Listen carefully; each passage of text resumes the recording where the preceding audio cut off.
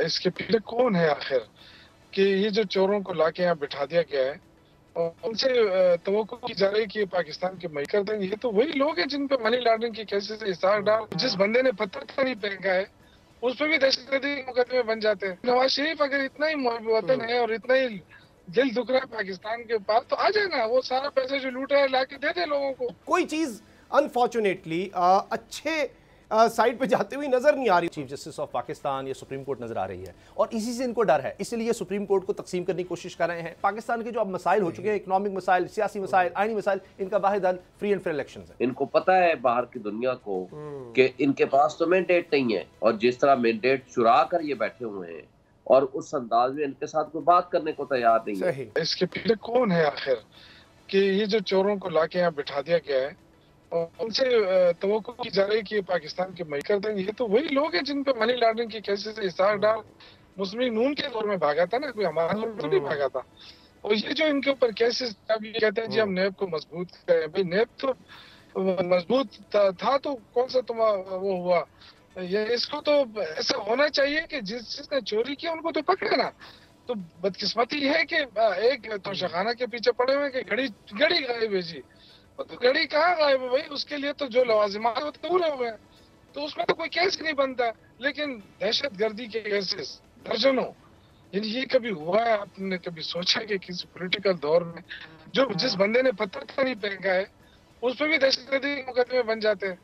तो अब ये चीजें जो है मेरे ख्याल से किसी और तरफ जा रहे हैं जो नहीं जाना चाहिए। पाकिस्तान एक एटमी मुल्क है और उसको कमजोर करने की जो साजिश हो रही है, ये वो तमाम लोग हैं जो जिनके बाहर एसेट्स पड़े हैं, जो पाकिस्तान में नहीं रहना चाहते। और आपकी बात, इन्होंने जो बात की मेरे भाई ने बिल्कुल सही कहा कि नवाज शरीफ अगर इतना ही मुहब्ब वतन है और इतना ही दिल दुख रहा है पाकिस्तान के पास, तो आ जाए ना, वो सारा पैसा जो लूटा है लाके दे दे लोगों को, पाकिस्तान को लौटा दे, आधा पैसा लौटा दे। जरदारी ये दोनों मिलकर, पाकिस्तान किसी का मोहताज नहीं होगा।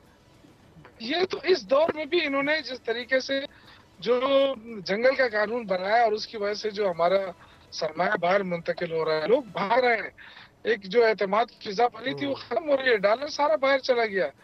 तो ये और भी हालात खराब करने की कोशिश कर रहे हैं। और दूसरी तरफ ये कहते हैं हम मईशत को ठीक करेंगे, इस डार क्या ठीक करेगा? उसके पास कौन सा फार्मूला है?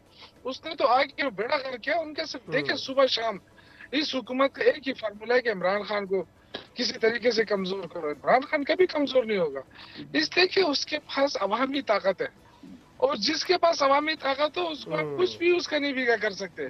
आप इसको जेल में डालोगे, वो 2/3 से ज्यादा अक्सरियत वो लेंगे, फिर हुकूमत में आएगा। तो अब इनके पास तो रास्ता नहीं है, फ्रस्ट्रेशन का शिकार है, बहुत ज्यादा फ्रस्ट्रेटेड है गवर्नमेंट कि एक शख्स के साथ हम करें क्या। वो बड़े बड़े चोर, जरदारी, नवाज शरीफ और मौलाना, ये सारे मिलकर एक हो गए और एक होकर ये सोच रहे हैं कि हम तो आपस में लड़ते थे, लेकिन ये नहीं था कि हम आपस में एक दूसरे को सच करते, हम तो मजाक करते थे, ये तो सचमुच आ गया। तो अब इसके खिलाफ एक होकर कि यार इसको इसी तरीके के रास्ते से हटाओ। देखिए उनकी बड़ी बदकिस्मती होगी कि अगर हम इमरान खान जैसे लीडर का साथ ना दे सके, इसके तो कोई आके आपके साथ नहीं खड़ा होगा। तो ये इसलिए इस वक्त लोगों के अंदर जज्बा है, और ये इलेक्शन को डिले करेंगे तो पता नहीं फिर क्या होगा। मुझे तो खौफ है, क्योंकि अवाम वैसे भी महंगाई के हाथों तंग है और वो इंतखाब लेना चाहते हैं वोट के जरिए, जो एक अच्छा तरीका हो सकता है। किसी और तरीके से जाएंगे तो मुल्क के लिए मुश्किलात बनेंगी, और वो हम नहीं चाहते।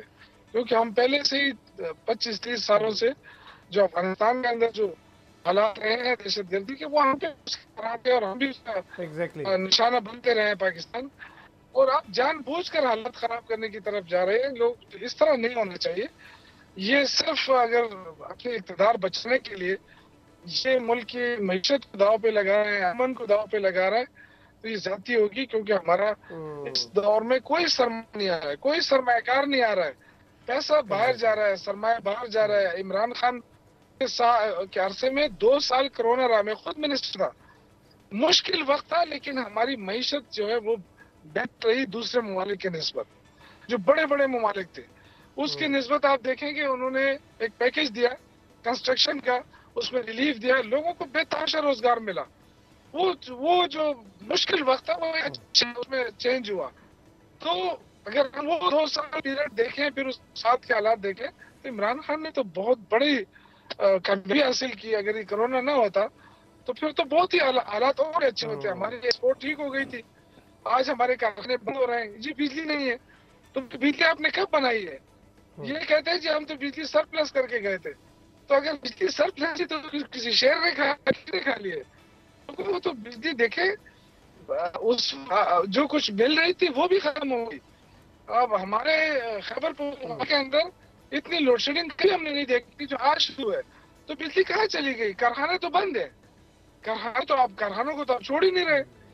जब कारखानों को नहीं छोड़ रहे हैं, लोगों को रोजगार आप खत्म कर रहे हैं, बिजली महंगी कर रहे हैं, पेट्रोल महंगा हो रहा है, तो इससे जो महंगाई का जो नया तूफान आया है, जो बेचारे लोग आम आदमी मर रहा है, तो वो तो फिर यही आवाज उठाएगा ना। वो तो फिर इमरान खान की सब की जाएगा कि ये सारे चोर हैं, तो नहीं इनको ठीक कर सकते और ना ही इनको ठीक करने के इनकी कोई नियत है।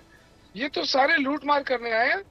वरना देखें कि एक प्राइम मिनिस्टर जिसके खिलाफ फाइनल 1100 अरब का वो इक़्तिदार में आए, अपने सबसे पहले वो केस हटाता है, उस पर कोई बात ही नहीं करता। कोई क्यों नहीं करता? इसे कोई पूछे ना कि 1100 अरब रुपए एक पहले महीने में कैसे खत्म हो गए भाई?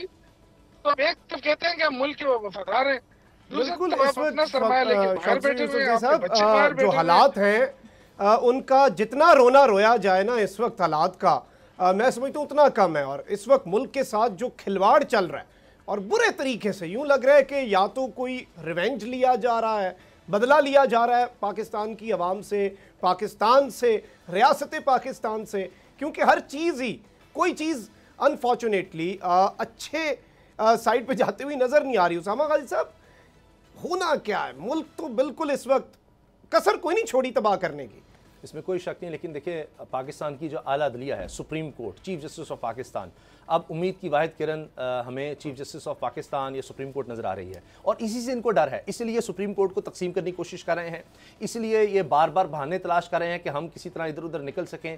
इसलिए चाहते थे कि असम्बलियाँ तहलील ना हो, कि उनको पता था कि हम सब चीज़ों को मैनेज कर चुके हैं।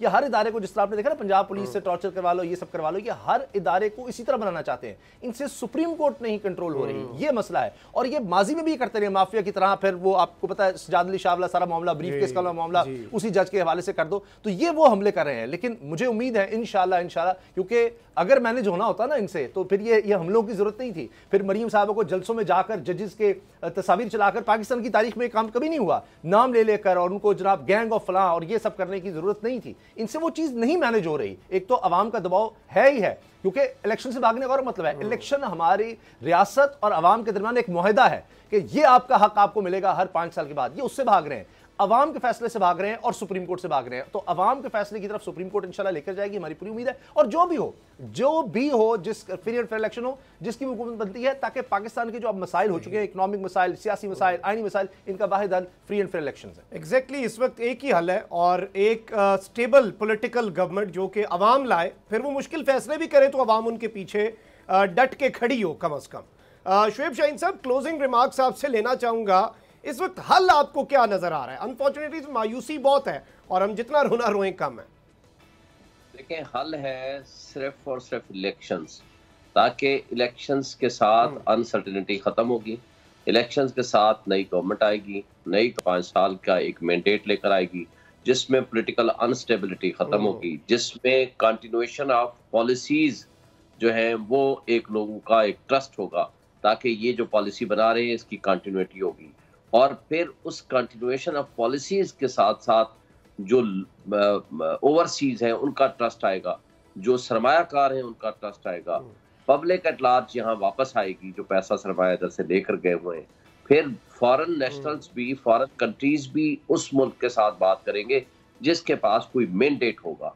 इनके पास तो मैंडेट ही नहीं है। इनको पता है बाहर की दुनिया को कि इनके पास तो मैंडेट नहीं है, और जिस तरह मैंडेट चुरा कर ये बैठे हुए हैं और उस अंदाज में इनके साथ कोई बात करने को तैयार नहीं है, और इनकी जो हरकतें हैं वो उसको मजीद कंफर्म कर रही हैं कि इनकी ना इनमें अहलियत है, ना इनको सलाहियत है।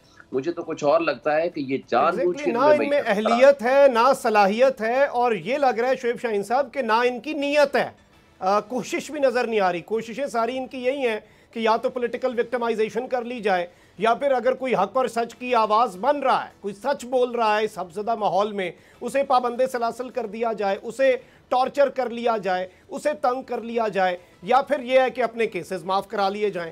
उसके अलावा इनकी कोई प्रायोरिटी इस वक्त नज़र नहीं आ रही। मैं आज शुएब शेख को खास तौर पे दाद देना चाहता हूं कि ये है आज़ादी राय, आज़ादी सहाफ़त, ये उसकी जंग है।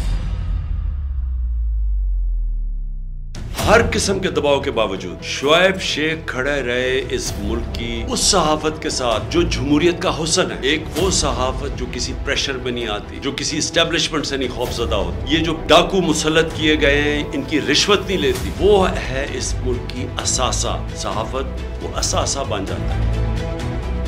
सिर्फ शुएब शेख को आज जेल में इसलिए डाला है कि उसको ये कहा गया था कि इमरान खान और पीटीआई की कवरेज ना करें। मैं पाकिस्तानियों की तरफ से शुएब शेख आपको और बोल चैनल कहता हूँ, हम आपके साथ खड़े हैं और इंशाल्लाह आप सब्र करें। ये अंधेरा, ये जो अंधेरी रात है, ये ज्यादा तैयार नहीं है। मुझे नजर आ रहा है कि इंशाल्लाह अच्छा वक्त आने वाला है।